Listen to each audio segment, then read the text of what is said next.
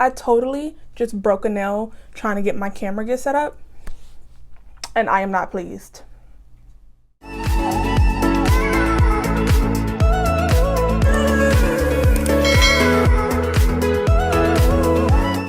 Hello, welcome back to my channel. I am Monet and you are watching Life is Monet. I have been meaning to film this video for weeks now, but my energy, my inner chakras, they just weren't aligned. And apparently they're still not, because I definitely just broke my nail. This video is going to be my mid-year freak out, and it's gonna be a vibe, so let's get started. The first question is, what is the best book that I've read so far this year? And I actually have two that are near and dear and close to my little heart. And those two are going to be Strange the Dreamer. It has also become one of my all-time favorite books. I love this book. If you watch my May wrap-up haul, you've seen me rave about this book. Definitely the best book I've read in my life. I love Strange the Dreamer. My second favorite book this year is going to be this really thick one, Crescent City, House of Earth and Blood by Sarah J. Maas. I went through so many emotions reading this book, which you can expect because the book is so long. It's a ride. I did enjoy it, even though I had some negatives to say about it. They weren't too negative. They didn't stop me from really enjoying the book. It's just that it was a pretty massive read, and it was kind of slow paced and drawn out in the beginning, but the way that it was wrapped up in the end and just all the emotions that it took me through ended up making it one of my favorite books this year. So yeah, Strange the Dreamer and Crescent City. Okay, so keeping in the spirit of twos, the next two books that I'm going to list is going to be my favorite sequels that I've read so far this year, and that's going to be A Court of Mist and Fury, which is probably the best sequel I've ever read in my life. If you have not read ACOTAR, and even if I seen someone's YouTube video and they were saying that they wanted to get into ACOTAR, but they couldn't get past the first book, and let me just tell you that the ending of the first book, almost like Crescent City, where it's kind of drawn out, but the ending really picks up and is very fast paced. I would suggest reading the first book, A Court of Thorns and Roses, and just making it towards the end of the book, just because it's a really good book towards the end. And honestly, the second book makes it so much better to be in the series. I'm so excited for the next book that she plans to add to this series. I'm not a big fan of Nesta. Do I like her? Not really, but I would still read her story because I'm very invested. The next best sequel that I read this year is going to be Cricket Kingdom by Leigh Bardugo, and I really enjoyed this book. I feel like I expected certain things to happen in this book, and I was blown away by the plot twists and the turns and just the different journeys that every character in this book went through. I cried, I was sad, I was happy, I was proud, I was everything when reading this book, so it's going down so far as one of my best sequels this year. Okay, so a current or new release that I have not read yet that I am excited to read is going to be Agnes at the End of the World. I'm hoping to get to it in July, August. The synopsis of the book is something that I'm really intrigued in, and I've heard it has a dystopian kind of feel to it, and I know that dystopia is not the wave anymore, but I still enjoy dystopian books. Call me crazy.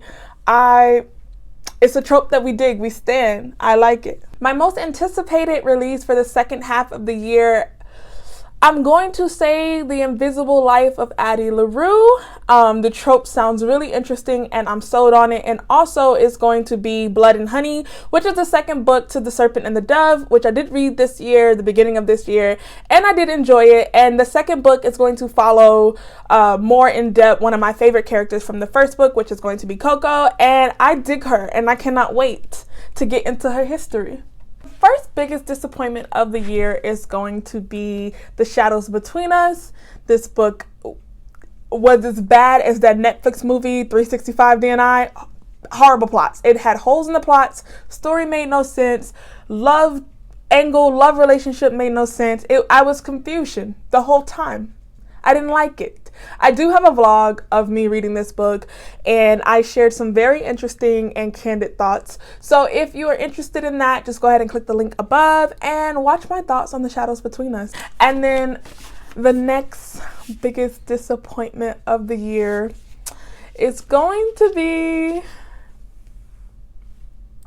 The City We Became by N.K. Jemisin. It hurts me. It really, really hurts me because I read the 5th season and I have a vlog on that, and I was blown away. I was in love. Okay, it made my heart full of joy. Like, I loved the 5th season. And the city we became. Watch my June wrap up and I will go into depth on my thoughts on this book. But I do want to say that there are some aspects of this book that I did enjoy. So it wasn't a horrible read. I will never say that it's a horrible read. I actually still gave it, I believe, like 3.5 out of 5 stars. 3 out of 5 stars I would give it. So it's not a bad read. I just felt like my IQ level was not high enough. While reading this book, I literally went to go take an IQ test because so much of the book went above my head and I was so lost, and I can't even really give you a full, like, in-depth detail summary of this book because I was lost most of the time. And then the pacing was kind of off. Like, if this book had been a series and this was just book 1 in the series, then the pacing would have made a lot more sense to me because she spends a lot of time on each character individually before the story really unfolds or before the characters even really get to know each other. So if there was going to be more books in this series, it would make more sense for her to go at such a slower pace because you can tell that she's trying to develop the story. But this thing is a novel, so the pacing is above me. I don't understand. I don't get it. So unfortunately, this is going on my disappointment of 2020. So the next question is my biggest surprise of the year. And for that question, I'm going to pick Chain of Gold by Cassandra Clare. And this is my biggest surprise for multiple reasons. One, this is the first book from Cassandra Clare that I've read, so I definitely just jumped in the deep end with my chest and read it.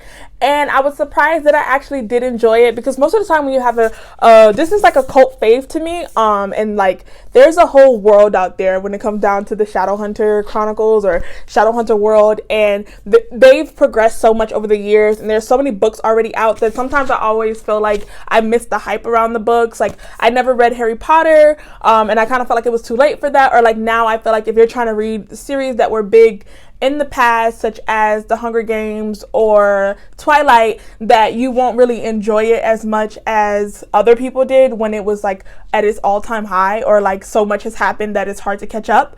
But this was so easy to get into. I actually did enjoy it, even though I was lost to most of the characters that they were talking about. But this follows some descendants and children's of a previous series, so it wasn't that hard to follow.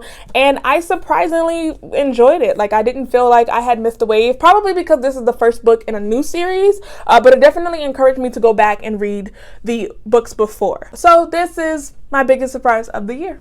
I have 2 favorite authors so far this year, and that is going to be Leigh Bardugo. I read 6 of Crows and Crooked Kingdom, and I also read Ninth House, and I enjoyed all 3 books, so I am on a wave of her right now. And also Lonnie Taylor, just because she wrote Strange the Dreamer and Muse of Nightmares, and those 2 are they hold a special place in my heart. I love the series. I love Laszlo Strange. Big heart. My newest fictional crush is going to have to be Matthias from 6 of Crows and Crooked Kingdoms, because I just love his loyalty and his morals and his dedication, and he just respects women, and I'm all for it. Also, I'm going to have to pick Rhysand because, again, we're going with 2s. Rhysand also respects women. He is my unsung hero when it comes down to feminism and feminist movements and women having free will to make their own choices. I really admire that in a man, and these 2 characters exhibit that the very most in the books that I've read this year. But I don't know if I'm attracted to Rhysand himself. I'm attracted to his qualities and some traits that he has, but I'm just all around attracted to Matthias. Like, Matthias could get it. Matthias is a vibe. Book that made me cry, I don't have one in here physically because it's an audiobook that I read, but that is going to be Black Girl Unlimited. I went through so many emotions. Like, I was a tear here and a tear there, and then when it got towards the end of the book, I was boohoo crying, like just all out tears. It was a sight. Like, you would have thought that it happened to me. Like, this is my story and I'm here to tell my truth.